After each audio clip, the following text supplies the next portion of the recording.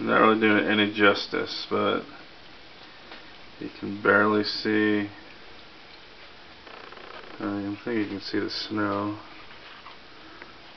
Let's look at baby Jesus. Baby Jesus is buried right now in their yard.